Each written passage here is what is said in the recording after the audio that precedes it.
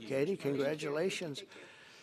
This will result in more than 30,000 Alabama jobs and probably much more than that, and hundreds of millions of dollars of investment, and that's billions because it can't be millions, it's billions and billions of dollars.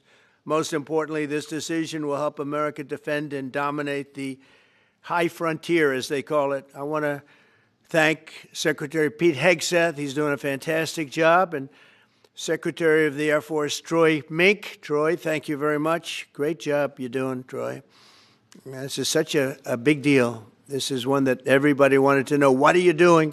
I also want to thank Senators Katie Britt, and I want to give my condolences. Your grandmother, her grandmother just passed away. She was 100, right? 100, and she loves you, Mr. President. Well, and she was very proud of you. Thank you very much. Very, very proud of you. So thank you, Katie. Wonderful woman. She must have been. To produce you indirectly, I can tell you she had to be. Tommy Tuberville, who's a great coach. And I won't say anything about what happened with Alabama football this weekend. Let's leave that out. But you're not used to that, right? You're not used to that. But Tommy, Auburn won, is right. They did. So you're happy. Tommy's been a great senator, as you know, and a fantastic guy all around. He was also a tremendous coach. House Armed Services Committee Chair Mike Rogers. Thank you, Mike. Where's Mike? Mike, thank you very much. Doing great, Mike. Representatives Barry Moore, all great friends, Robert Adderholt, Gary Palmer, and Dale Strong. Thank you all very much, fellas. Appreciate it. In my first term, I created a thing called Space Force. So important. You know, we were losing the race in space very badly to China and to Russia, and now we're far and away #1 in space. And reestablish Space Com with a mission to protect American space assets and detect any threat to our homeland. We initially selected Huntsville for the Space Com headquarters, yet those plans were wrongfully obstructed by the Biden administration. And as you know, they moved them to a different locale. And today we're moving forward with what we want to do and the place that we want to have this. And this will be there for hopefully hundreds of years. That's where it's going to be. I will say I want to thank Colorado. The problem I have with Colorado, one of the big problems, they do mail-in voting. They went to all mail-in voting. So they have automatically crooked elections. And we can't have that. When a state is for mail-in voting, that means they want dishonest elections because that's what that means. So that played a big factor also.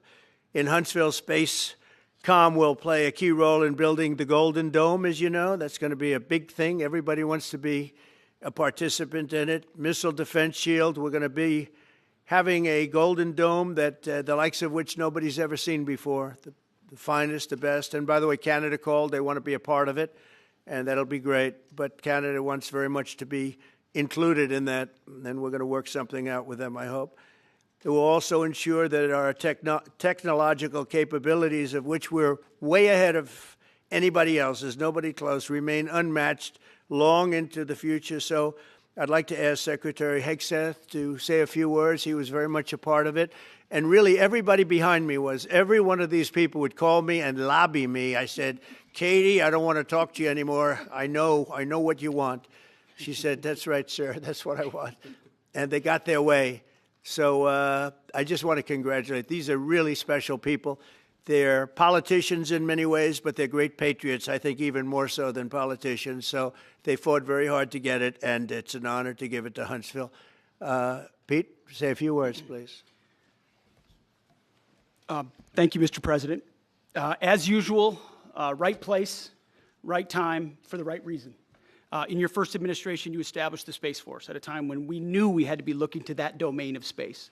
You also reestablished SpaceCom to ensure that priority was put in place, and you, through the Air Force, independently identified that Huntsville, Alabama was the right place to put it.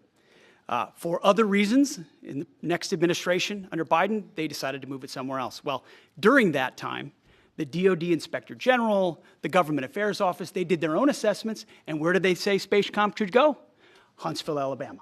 So what you're doing today, Mr. President, is restoring it to precisely where it should be based on what the Space Force, the Air Force, your leadership believes will give us strategic advantage in the future. That is Huntsville, Alabama. We are way ahead in space, but this will ensure we stay leaps and bounds ahead because that's the most important domain. Whoever controls the skies will control the future of warfare. And Mr. President, today you're ensuring that happens. Thank you. Thank you very much. Katie, would you like to say something? Mr. President, we are grateful for your leadership on this and restoring Space Command to its rightful home in Huntsville, Alabama.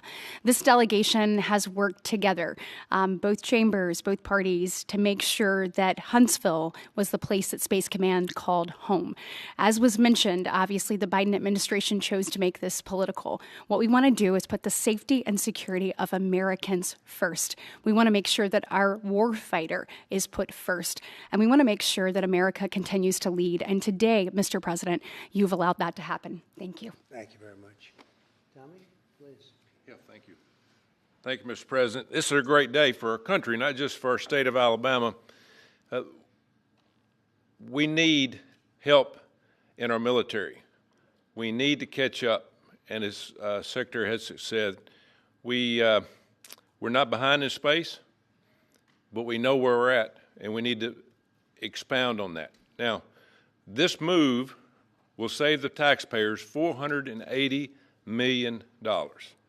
It's not going to cost more. It's going to cut $480 million. We have the plans intact. It'll be behind a secure wall in Huntsville, Alabama, at Redstone Arsenal. We have 40,000 people there. We have the FBI there. We have missile defense there. We have NASA, Blue Origin, and SpaceX. It is the perfect place for Space Command. I would tell you today, and I've spoke with the President for the last 3 or 4 years about this, if I thought it needed to go somewhere else because I understand the security of our country, I'd be for that. But the best place for Space Command is Huntsville, Alabama, because what we have and what it means to this country is going to be so important. So thank you, Mr. President, for this, and we look forward to building a huge Space Command and having the Donald J. Trump Space Command Center in Huntsville, Alabama. Hear, hear. JD, would you like to say something? Sure. Well, Mr. President, thank you. I'll be very brief here. I lobbied the president hard to put it in Ohio, but he said these people behind us, these Alabamas, are just too powerful and too persuasive. And so it's in Alabama, but as Tommy said, this is exactly the right place for Space Force and Space Command. I think Americans ought to appreciate the fact that you can't win the battle of the future unless you control the skies. The cyber security, the communications, the entire infrastructure of the battle in the 21st century will be in space. So it was a visionary move in the first administration for the president to set up Space Force, and I think an equally visionary move to make sure that Space Force is right where it should be in Huntsville, Alabama. Thank you, sir. Thank you very much. Gentlemen, anybody want to say anything? Would you like to say? Mr. President, another promise made, another promise kept. You think about it, Redstone Arsenal is critical to national security. The president said when you were the 45th president, let's do what's right for national security. And today, that's exactly what we're doing. It's not because of this or that. It's because it's right for national security. You think of the 21 categories that were evaluated to determine what was best for national security. All indicators pointed back to Huntsville, Alabama, and Redstone Arsenal. We have the right people at the right place at the right time. Mr. President, on behalf of the people of the 5th Congressional District and all of Alabama, thank you for keeping your word. Absolutely. Thank you very much. Anybody? Let me just say, Mr. President, I want to say thank you. And thank you for doing this because it was the right thing to do. When they looked at all the numbers, Huntsville was the place to go, and like you say, it was unfortunately pulled out, but you made it right. So I want to just say thank you again for a grateful nation, and to the state of Alabama, we're very grateful. Thank you, and God bless. Thank you very much. Thank you very much. Mike, please. Go ahead. Thank you, Mr. President.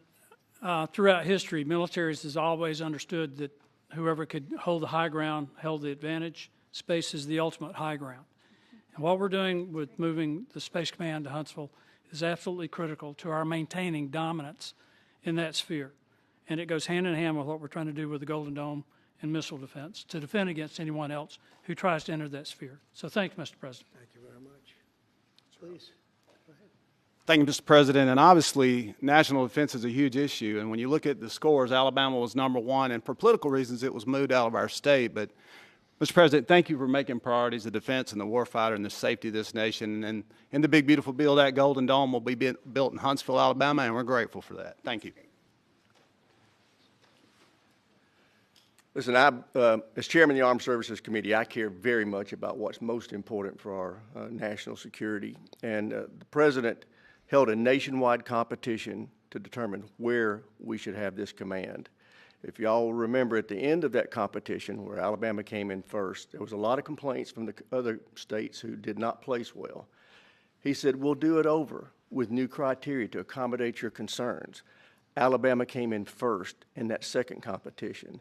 His Secretary of the Air Force reviewed the results, said it was fair, and the President named Huntsville. It was the Biden administration that decided to make it political, even though his own Secretary of the Air Force said it was a fair competition and it should be in Huntsville. So I want you to know I appreciate this President standing up and being strong and saying he's going to make this right and put it where it rightfully belongs, and that's Huntsville, Alabama.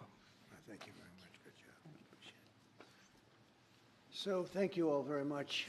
You are going to leave me alone now? You're not going to call me anymore and talk about this subject, right? You promise? They'll start something else.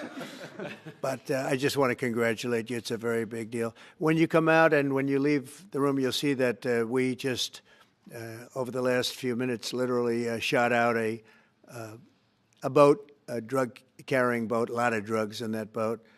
And you'll be seeing that and you'll be reading about that.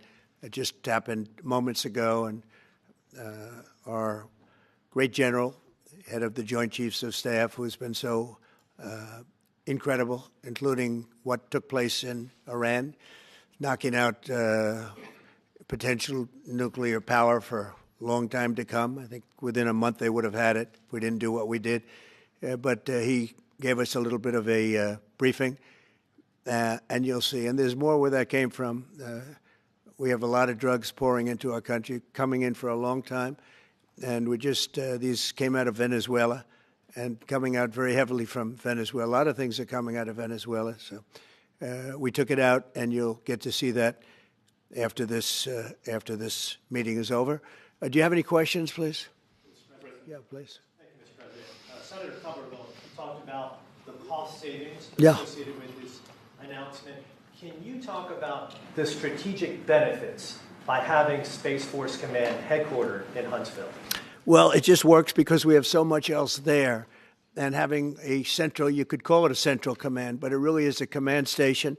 Also, even locationally, where it is, and when you think about flying distances, if you can save a half an hour as fast as some of these planes go and things go, and even the rockets go, if you can save by having the best location. So we went out, as you know, to experts, and we had 4 different groups of experts. They all said this was the best location. I also loved it from the standpoint, I know the people of Alabama, they are great people, work hard, and there's no games, and they're very proud of it.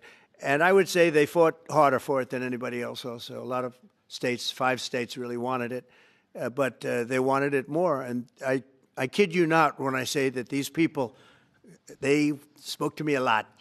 That's all they wanted to talk about. They didn't want to talk about the weather.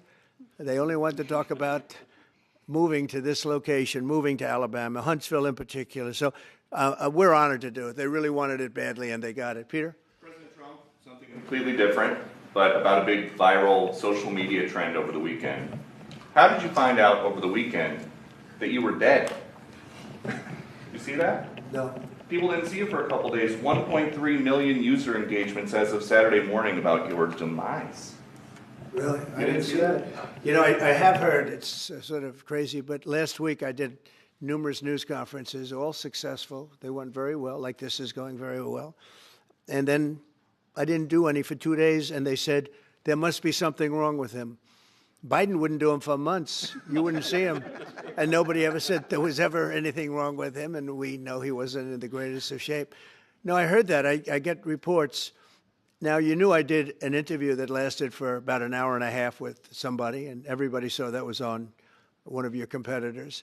I did numerous shows and also did a number of truths, long truths, I think pretty poignant truths. No, I was very active over the weekend. They also knew I went out to visit some people at the club that I own pretty nearby on the Potomac River. And no, I've been very active actually over the weekend. I didn't hear that one. That's pretty serious stuff. I'm glad it's Well, it's fake news. You know, it's just it's so fake. That's why the media has so little credibility. I knew they were saying, like, is he okay? How's he feeling? What's wrong? I said, I just left. And it's also sort of a longer weekend, you know. It's Labor Day weekend, so I would say a lot of people know. I was very active this Labor Day. I had heard that, but I didn't hear it to that extent. Go ahead, Peter. something else. We know that this country has a huge problem with school shootings. You have said that you're open to sending the National Guard pretty much anywhere. Would you ever consider sending an armed National Guardsman to every school? Well, we have a big problem with school shooting, but we also have thousands and thousands of schools that run perfectly. You know, they talk about you can do things construction-wise, and that's really, I think nobody knows more about construction than me. You can build the construction doors. You can build what they call safety doors, where they lock on the outside, the inside, and every place else. Well, but if one of these lunatics happens to get through, then the police can't get in.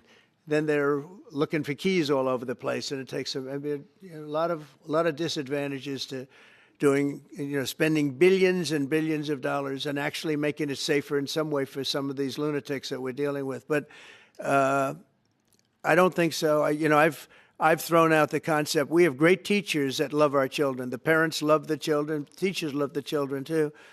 And if you took a small percentage of those teachers that were in the military, that were distinguished in the military, that were in the National Guard, et cetera, and you let them carry, that's something that a lot of people like. I sort of liked it. It'd have to be studied, but they're trained. They know about weapons. You can't do it with every teacher because most teachers don't know, but I always thought that would be an alternative. But it just, we've had a lot of instances. Other countries have also. They have different kinds of problems than we have, but we do have, there's something going on, and it's a bad thing. Yes, please. Have you spoken with President Putin in the past week? Have you spoken with President Putin in the past week? Yeah, I don't want to, I have learned things that will be very interesting. I think in the next few days you'll find out. Consequences if there isn't some type of announcement of a meeting with President Putin and President Zelensky? Yeah, and what could those consequences be? We're going to see what happens. We're going to see what they do and what happens. I'm watching it very closely. Last week they lost 7,000, between the two countries, 7,313 soldiers, to be somewhat exact, for no reason whatsoever.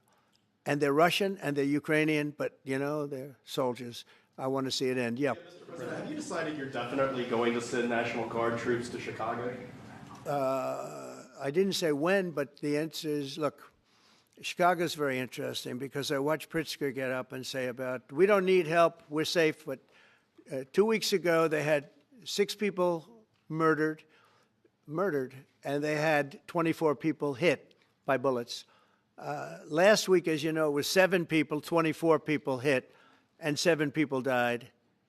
And then over the last 2 days, that was the crown jewel. They had, I guess, 9 or 10 killed, and 50 hit with bullets. And you have this governor get up, who's a terrible governor. Probably he and Gavin Newsom would be probably the 2 worst and most naive. They're naive. Either they're naive or they're very untruthful. And he'll say, we don't want any protection. We don't need. So in the last 3 weeks, he's lost almost 20 people killed. There's no place in the world, including you can go to Afghanistan, you can go to places that you would think of. They don't even come close to this. Chicago is a hellhole right now. Baltimore is a hellhole right now. Parts of Los Angeles are terrible. If we didn't put out the fires, and I mean the other fires, the bullet fires, they didn't do a good job with, they should have had the water coming down, like I said. We had to release the water. We had to go in and release the water to L.A. It's so badly run. But if I didn't send the National Guard into Los Angeles, I would be making an announcement today. I'd be talking about Huntsville, and I'd simultaneously be saying, by the way, the Olympics is not coming to Los Angeles. If we didn't do that, And even the sheriff, the top law enforcement person in Los Angeles said, we could not have handled it without them. So that's what he said. Make your mind up on Chicago, though? Well, we're going in. I didn't say when. We're going in. When you lose, look, I have an obligation. This isn't a political thing.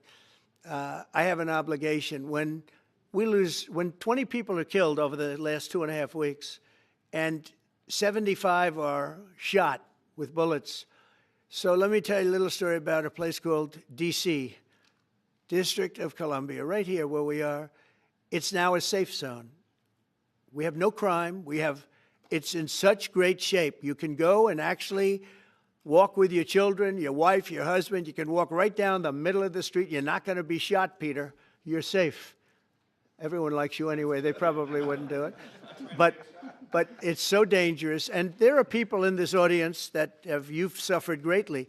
There are people in this audience that have been mugged and hurt badly, and they don't want to talk about it. Maybe you were very brave in talking about it. You made quite an impression on a lot of people. I appreciate it. But there were other people in this room that have been hurt very badly just walking down the street in D.C. Washington, D.C. is a safe zone right now. It's a safe city. The restaurants are open. They're booming. You can't get a restaurant. New restaurants are announcing that they're going to be open. This took place in 12 days. Now it's 15 days, but 3 days ago it became what's known as a safe zone. It's a safe city. And this city was really bad, really, really bad. We took 1,600 people out, hardcore criminals that will not be coming back anytime soon. And we're very proud of it. You know, to have our nation's capital lose every week. You know, it was like years, many years, where every single week somebody was killed for many, many, many consecutive weeks. This went on for years. And then we had, last week it was announced that nobody was killed last week. And I made that announcement in front of a very distinguished leader of a country.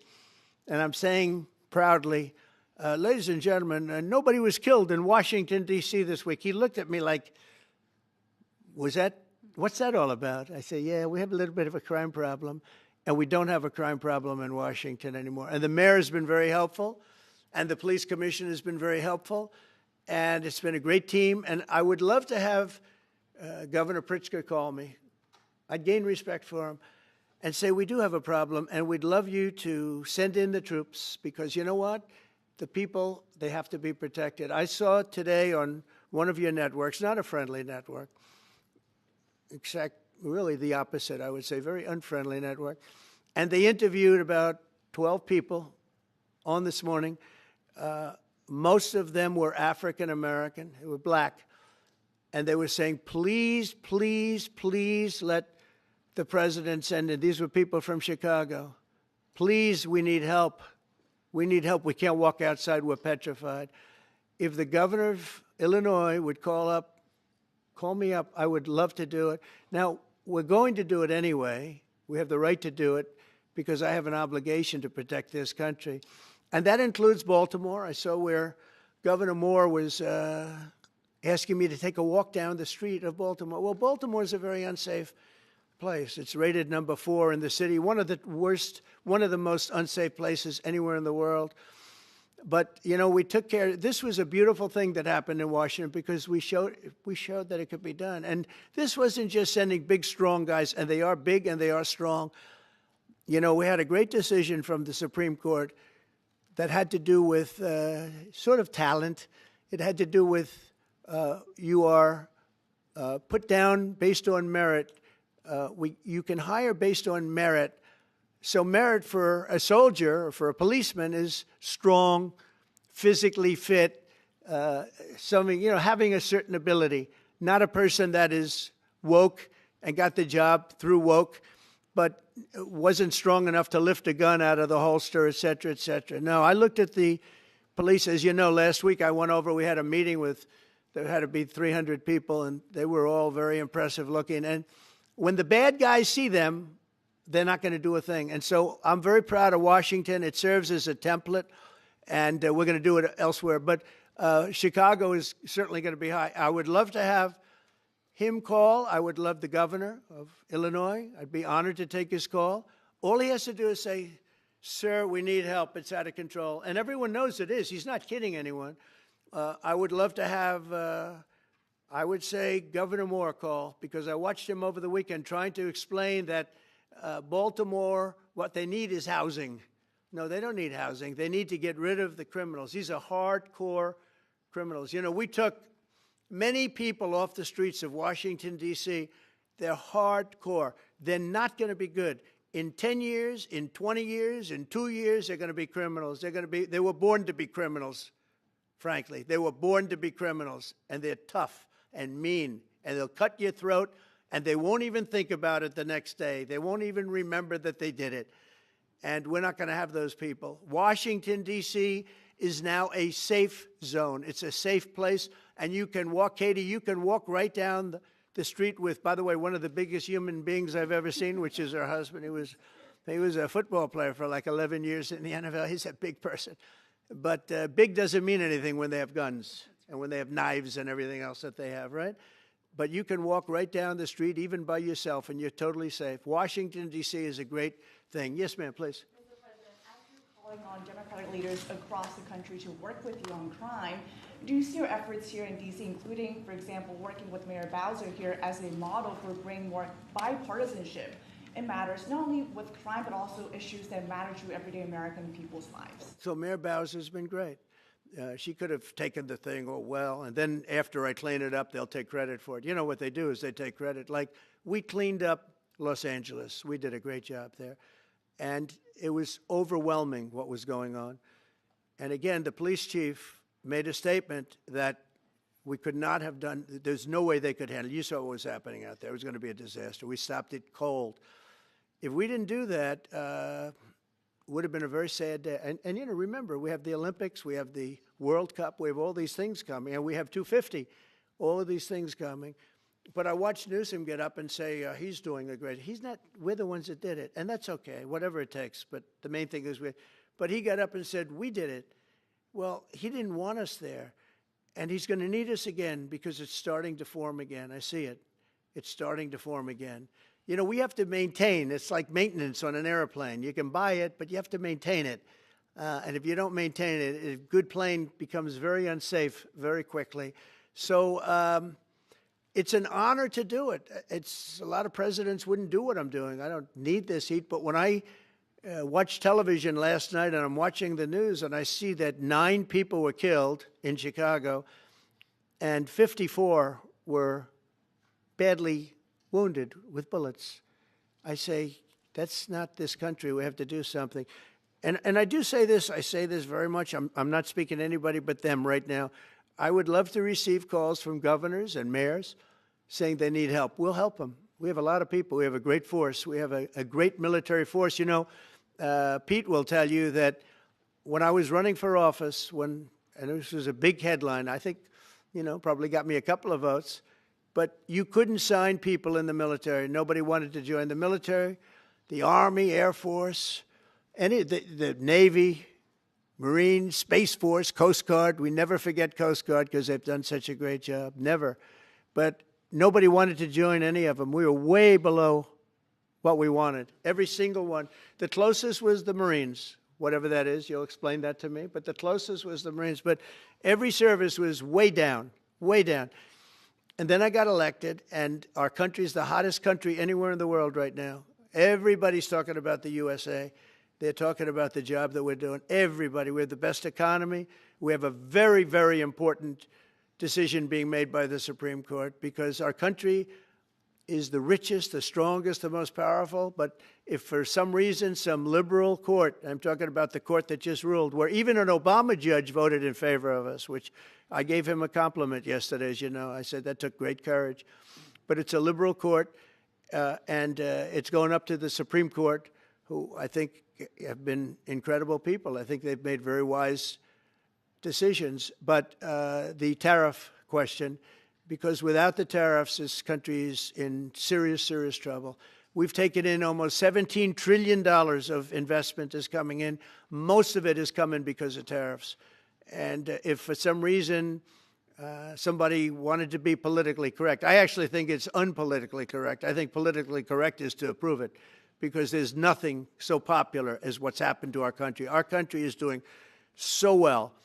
But we had a liberal court gave us a very shocking ruling, and that ruling is basically saying that the trillions of dollars that are pouring into our country, putting us in a position like no country is anywhere in the world, that they'd like to see us that taken away. By the way, a lot of the people behind that lawsuit, that particular, are from foreign countries. I might add. There's a video that is circulating online now of the White House where a window is open to the residents upstairs, and somebody is throwing a big bag out the window. Have you seen this? No, that's probably AI generated. So, Actually, you can't open the windows. You know why? They're all heavily armored and bulletproof. So that's a fake video? Well, it's got to be, because I know every window up there. The last place I'd be doing it is that, because there's cameras all over the place, right, including yours. No, but every window, I've never seen a window that's, in fact, my wife was complaining about it the other day. She said, love to have a little fresh air come in, but you can't. They're bulletproof. And number one, they're sealed, and number two, each window weighs about 600 pounds. You have to be pretty strong to open them up. No, that has to be, where was the window? Let me see.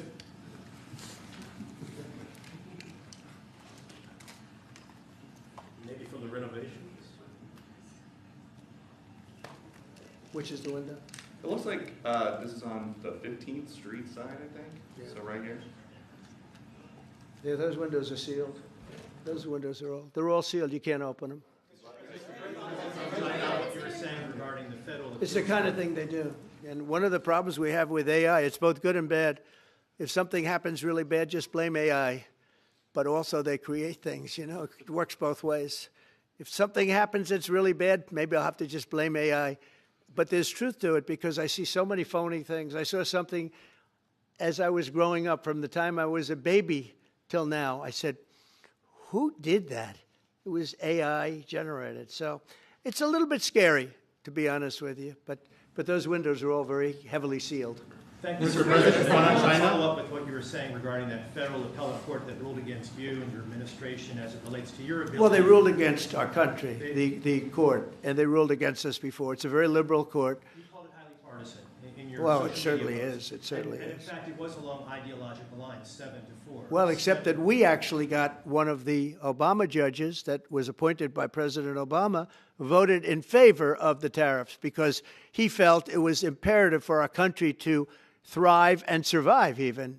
And I gave him credit. I said, you know what? That took a lot of courage for him to do it, because you don't see that often. So my question is, I suspect you're going to appeal that all the way to the Supreme Court. Well, we already have, yeah. In fact, we're doing something else. We're going to be going to the Supreme Court, we think, tomorrow, because we need an early decision. I mean, look, the financial fabric of our country, we're a rich, incredible country right now. And we're able to, you know, other countries use tariffs on us for years, and we never did. I did a lot during my first term, but then we had COVID, and we had to focus on other things. You couldn't be tariffing Italy, Spain, France, as they were dying by the thousands and millions. But we did with China, and China paid us billions and billions of dollars. And I started the process, but then I had to end it a little bit because of COVID. We focused on that. But no, it's a very important decision, and frankly, if they make the wrong decision, it would be a devastation for our country.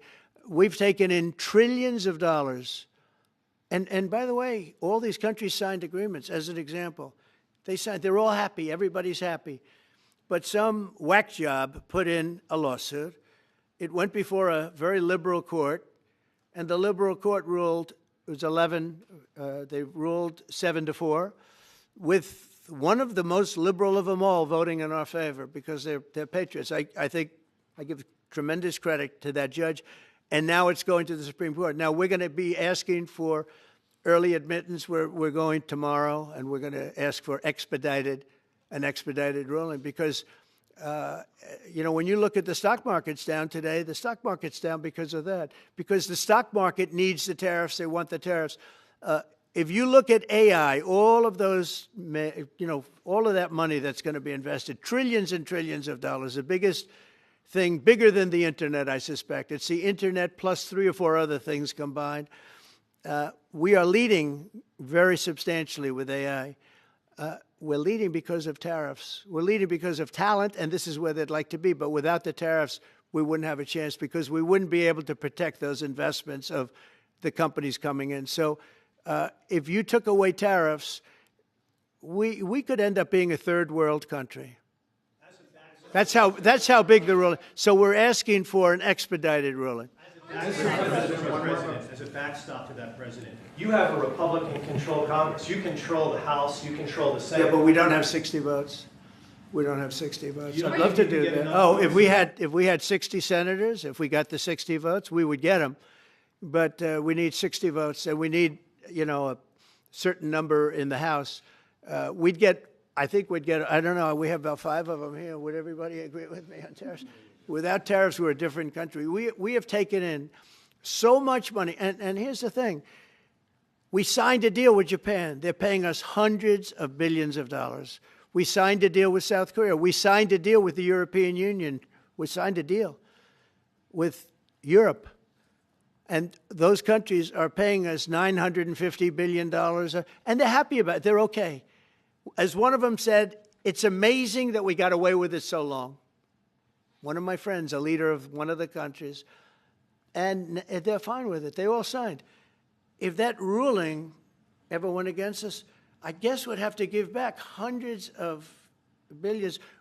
We would have to give trillions and trillions of dollars back to countries that have been ripping us off for the last 35 years. And I can't imagine it happening. On a legal basis, they have no legal basis whatsoever. But on a common sense basis, it would destroy America. Okay. You talked about controlling the sky. On Sunday, the satellite signal of Ursula von der Leyen's plane was alleged. With Ursula? Well, she had an interesting event. She's a tremendous woman. And so what are you asking me about her? NATO is concerned about it, I do too, about this. Sure, NATO is concerned about it. Well, nobody knows where it came from, but they did take away her ability to use a phone. Sometimes that's a good thing. Sometimes that could happen to me. I'd be very happy. Mr. President, reducing the tariffs on India from 50%. What does that mean? Are you considering taking away some of the tariffs that you've imposed on India? No, we get along with India very well. But India you have to understand, for many years it was a one-sided relationship. Only now, since I came along, and because of the power that we have with tariffs, India was charging us tremendous tariffs, about the highest in the world. They were about the highest in the world, number one. And we, therefore, weren't doing much business with India, but they were doing business with us because we weren't charging them. Foolishly, we weren't charging them. So they would send in massive, everything they made, they'd send it in, pour it into our country. Therefore, it wouldn't be made here, which is a negative. But we would not send in anything because they were charging us 100% tariffs. And, I'll give you an example, Harley Davidson. Harley Davidson couldn't sell into India. There was a 200% tariff on a motorcycle. So what happens? Harley Davidson went to India and built a motorcycle plant. And now they don't have to pay tariffs. Same thing as us. So what we're doing is literally thousands of companies are coming into the U.S., car companies, AI, but, more traditionally, car companies. We have so many car company factories under construction or being designed right now.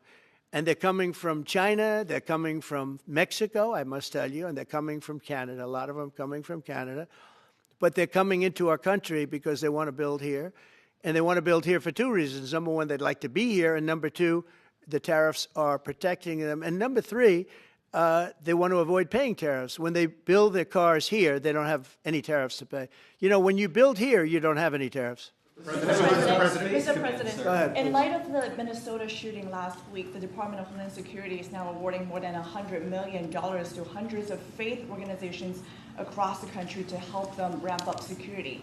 What's your vision for further protecting religious liberty across the country amid incidents of threats and violence? So religious liberty is so important, and we're talking about every religion now, and we're doing things on that nobody else has ever done. And we're going to be announcing, we're going to be having a big announcement in about 2 weeks on that question. Yeah, please.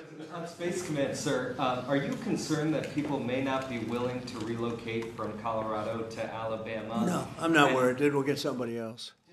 I mean, the problem with Colorado is they have a very corrupt voting system.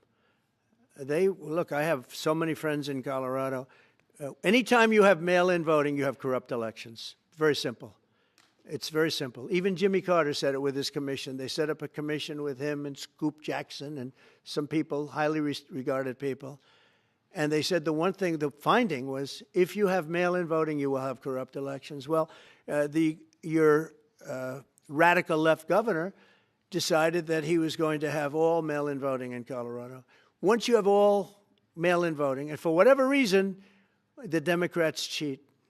And they cheat like, they're not stupid. That's the only thing. They're no good on policy. They're no good on management. They're no good at government. But they're great at cheating. And they stick together, too. I give them credit for sticking together. Please. Obviously, this is a big win for national security, moving this to Alabama. We've all can agree with that. Big. Is there any idea of the economic impact this has on the state and on that local area? Katie, do you want to answer that? Look, I mean, go ahead. Please go. This is going to be tremendous. I mean, the state of Alabama, what we've seen through this process is the worst of Washington. We've seen politics get in the way of what is best for the warfighter, what's best for national security. And the state of Alabama is about to show the country the best among us. So we know the economic impact is going to be tremendous. There at Redstone Arsenal, we're proud to house everything from the FBI to headquarters there for material command to a number of things. We obviously have NASA with Marshall Space Flight Center, and so this naturally fits within. When you look at the decision matrix that they placed in front of us, that's why we ranked so high, is because we have the resources necessary and the ability to build out quickly to meet the needs in front of us. As far as economic impact, it would be tremendous. Does anybody have an exact number? 1,600 jobs. 3,000 spinoff. With 3,000 spinoff. Look at this. This is teamwork right here. So we are really proud, and the people of Alabama are ready to get to work. And I've got a housing question, if you could, just for a second, Mr. Yeah, President. please. Owning a home and going about the American dream seems like it's out of touch for a lot of Americans. Just recently, you pushed out a statement about addressing an emergency housing situation. That's right. We're thinking about doing that. Yeah, can you just... Well, we need a little help from the Fed. We have a man named Jerome Too Late Powell. You probably heard of him. He's too late. He's way too late. And the economy is so strong that it's pushing through that. Normally, it would have been much tougher. But we're doing so well that we're pushing through it. But it makes it very hard for people to get mortgages because too late is too late. Very simple. He's too late. And probably political, whatever. He wasn't too late before the election. Before the election, he was cutting rates, right? Because he was hoping that, I guess, Biden would get in or that Kamala would. He was a big Biden guy. Explain that one. And then he was a Kamala person. But he was hoping, I guess, she'd win, I guess. I don't know. It didn't work out too well. But, yeah, we need a very serious cut. You know, I think that if you look back many decades ago, the United States was always the lowest, even if they were doing badly. The United States was, because without the United States, everything in the world would die. It's true. It's so powerful. It's so big. And I made it really big in the first 4 years. Then it started to degenerate with what this Biden administration did. But we built it up to a level that I never thought we could be at this quickly. We're the hottest, we're the best financially. The money coming in is so big because of tariffs and other things, but because of tariffs. Tariff gets us even those other things. Plus, it gets us great negotiators. I settled 7 wars, and numerous of those wars were because of trade, and numerous of the trade deals that I made were because of tariffs. It gives you a great negotiating ability. If that ability were taken away from us by a liberal court acting on essentially foreign nations asking to get help from the United States government, when they've been doing this to us for 40 years, that's why we have $38 trillion in debt. We won't have it for long if they let us, if they allow us to do what everybody knows we should be able to do.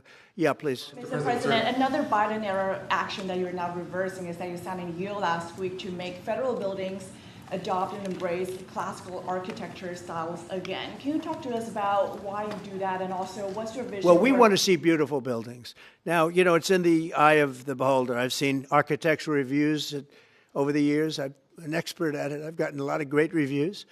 But I've seen buildings that I didn't think were very good get great reviews, and I've seen great buildings get bad reviews. So, but it's just a standard. We want to have a good standard. We're building something here. You know, for 150 years, they wanted a ballroom at the White House. We're doing something at the highest level, using great architects and all. And, you know, it's very exciting. But we have a lot of interesting things happening architecturally in D.C. And D.C. is like a different place. And, you know, even the contractor said, sir, we walked down today, we feel like much safer. It's like a different place. Washington, D.C. is great. Now, we're going to also beautify it. We're going to put a topping on the roads. We're not going to rip them apart and take 4 years to build a road that was exactly the same by the time you build it. But we're going to put toppings. We're going to put new medians in. We're going to get the graffiti off. We're going to put tiles up in the tunnels where the tiles are missing. We'll do the whole tunnel instead of, you know, a little area where you see new tiles, old tiles that never look too good. But they could use it. You know, they've been up for 50 years. They've served their duty. But we're going to make this within about a 20-mile radius from the White House. We're going to have this place spick and span. It's going to be crime-free, and it's going to be spick and span. It's going to be, you'll be proud of Washington again. Go ahead, please. Sir, China's having a massive military parade that President Putin and Kim Jong-un will be attending. Do you interpret that as a challenge to this? And are you concerned at all about those countries trying to be some sort of counterweight? Not at all. China needs us, and I have a very good relationship with President Xi, as you know, but China needs us much more than we need them. No, I don't see that at all, no. One more. And I had actually a very good meeting with President Putin a couple of weeks ago. We'll see if anything comes out of it. If it doesn't, we'll take a different stance. One March today in California ruled that your deployment of National Guard troops to Los Angeles was illegal. Do you have any response? Well, it was a radical left judge. But very importantly, what did you not tell me in that question or statement that you made? Pretty much of a statement, I think. Well, I was asking for the response. No, you didn't say what the judge said, though. The judge said, but you can leave the 300 people that you already have in place. They can continue to be in place. That's all we need. But why didn't you put that as part of your statement? Because the same judge ruled exactly as you said, except the judge said that you could leave the 300 people that you already have in place. They can stay, they can remain, they can do what they have to do. Thank you very much, everybody. We appreciate it. Thank you. Thank you. Thank you very much. Thank you, guys. Thanks, press. Thank you. Thank you. Let's head out. Let's go, guys. Thank you. Thanks, press. Thanks, guys. Let's go. Let's go. Keep going.